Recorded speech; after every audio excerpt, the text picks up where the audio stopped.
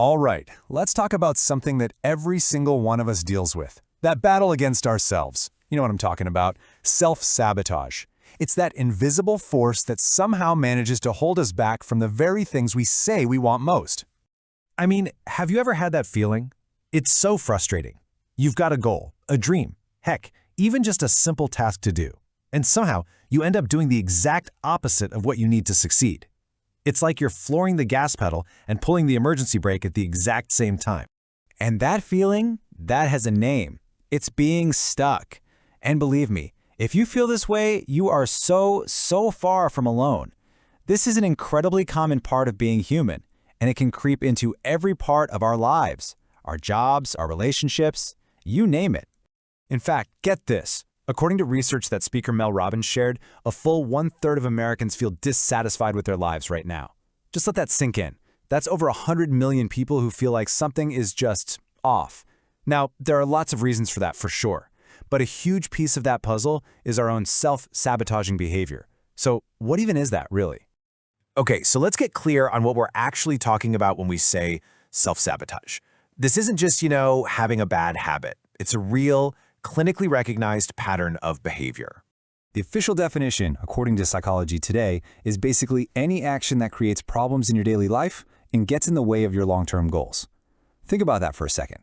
It's not just about feeling bad. It's about actively putting roadblocks on your own path to what you want. And these actions, they can look really familiar. We're talking about procrastinating on that huge project you know you need to get done. Or maybe it's picking fights with your partner out of nowhere, blaming other people when things don't go your way, or that constant negative self-talk running in the background. Do any of these sound familiar? Recognizing your own personal brand of self-sabotage is really the first big step. So we can see the behaviors, but where do they actually come from? Well, clinical psychologist Dr. Judy Ho says a lot of these behaviors are actually survival skills we learned as kids. But there's another really powerful way to look at this, from Shirzad Chamine at Stanford. He gives this internal enemy a name. He calls it the saboteur. And this is such a key idea. Self-sabotage isn't just something you do. It's fueled by voices you actually hear inside your head. These are the voices that churn up stress, anxiety, self-doubt, all of it. They're the source of those negative feelings that end up driving our self-defeating actions. Now, what's really fascinating about Chamine's research is this.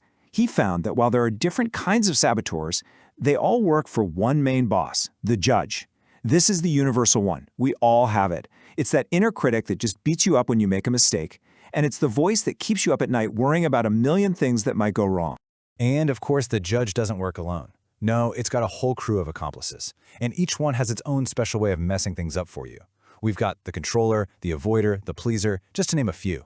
But today, we're going to zoom in on one of the most common and honestly one of the most paralyzing of them all. So let's pull back the curtain on one of the judge's most powerful sidekicks, the victim. This archetype is so sneaky because it often pretends to be sensitivity or deep emotion, but what it's really doing is keeping you completely powerless.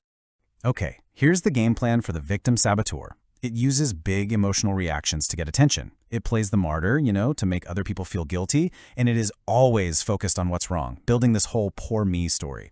The big lie it tells you is that this is how you'll get people to care about you. But the reality? It just keeps you stuck in painful feelings, lets you off the hook for taking responsibility, and leaves you feeling completely and utterly drained.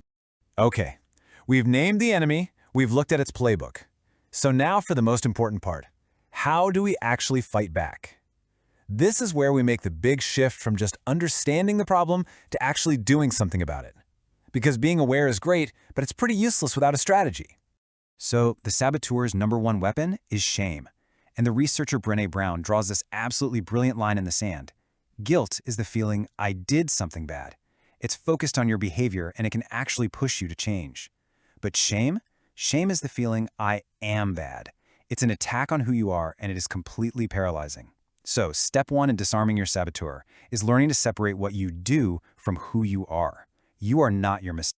All right, the next tool in our arsenal comes from Mel Robbins, and she says the biggest lie we tell ourselves is that someday we're going to feel like making a change. Your saboteur loves this lie. It knows that motivation isn't just going to show up at your door.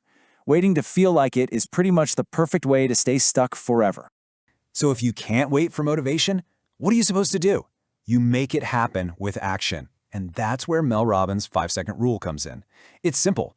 The moment you have an impulse to act on a goal, to speak up, to go for a run, to start that email, you have about 5 seconds before your brain's emergency brake, your saboteur, shuts the whole thing down.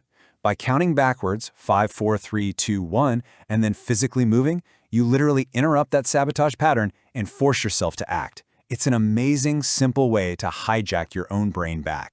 And finally, you have to change how you see the entire fight. Brené Brown talks about this Theodore Roosevelt quote all the time, and it just says it all. Your saboteur? That's the critic sitting safely in the stands, pointing out all the ways you could screw up. Your job is to be the person in the arena. It's not about winning without a scratch. It's about having the guts to just show up and try, even if you fall flat on your face. Daring to try is the ultimate weapon against the saboteur's fear. So here's what it all boils down to. That negative voice in your head, the one telling you you're not good enough, that you should just wait, that it's all someone else's fault, that's your saboteur. And you're probably never going to silence it completely. But by naming it, by understanding its lies, and by taking action anyway, you take away all its power. Your saboteur gets a voice, but you get the final word.